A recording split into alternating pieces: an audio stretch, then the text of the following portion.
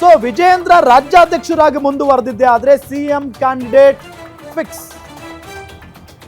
ವಿಜಯೇಂದ್ರ ಅಧ್ಯಕ್ಷರಾದ್ರೆ CM candidate ಅವರೇ. 2028 election ವರೆಗೂ ವಿಜಯೇಂದ್ರ ಅಧ್ಯಕ್ಷರಾಗಿ ಮುಂದುವರಿತಾರೆ. ಅವರ ನೇತೃತ್ವದಲ್ಲೇ ಚುನಾವಣೆಯನ್ನ ಎದುರಿಸೋದು.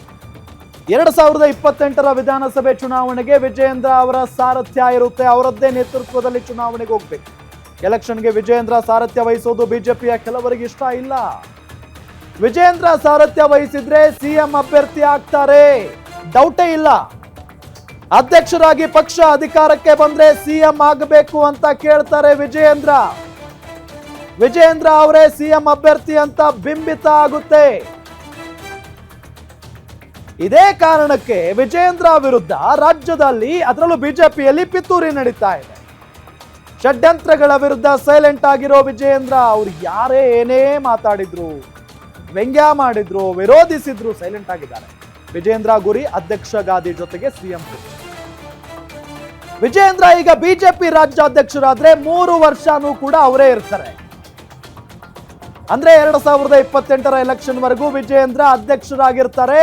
ಜೊತೆಗೆ 2028 ವಿಧಾನಸಭಾ ಚುನಾವಣೆಗೆ ವಿಜಯೇಂದ್ರ ಅವರೇ ಸಾರಥ್ಯವನ್ನ ವಹಿಸ್ತಾರೆ. ಅವರ ನೇತೃತ್ವದಲ್ಲಿನೇ ಎಲೆಕ್ಷನ್ಗೆ ಹೋಗ್ಬೇಕು.